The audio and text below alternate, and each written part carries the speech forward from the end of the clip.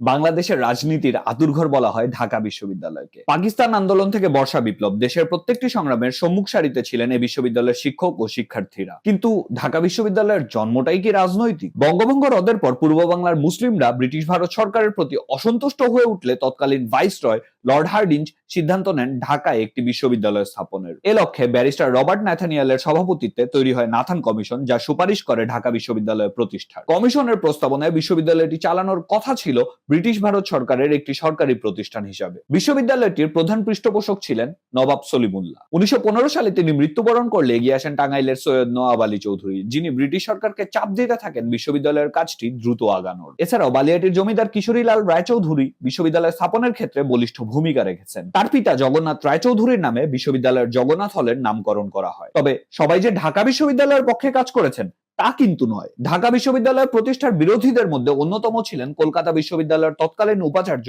Sir Ashutosh Mukhopadhyay. বিষয়টি Lord Hardinge জানার পর তিনি আশুতোষ মুখোপাধ্যায়কে সরাসরি জিজ্ঞাসা করেন এই বিশ্ববিদ্যালয়ের বিরোধিতা বন্ধ করতে তিনি কি চান।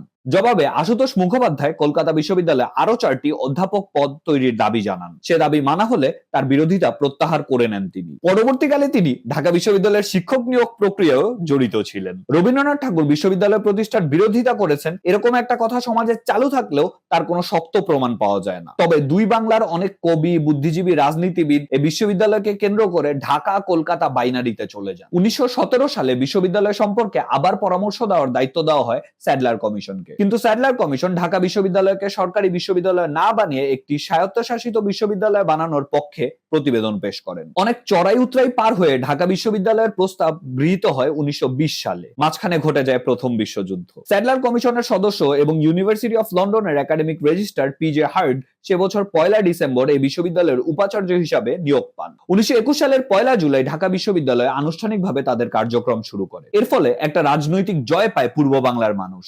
শুরু হয় এক নবজাগরণ। এখন প্রশ্ন হচ্ছে, যে বিশ্ববিদ্যালয়ের জন্মই রাজনৈতিক, তাকে কি কখনো রাজনীতির বাইরে রাখা যায়?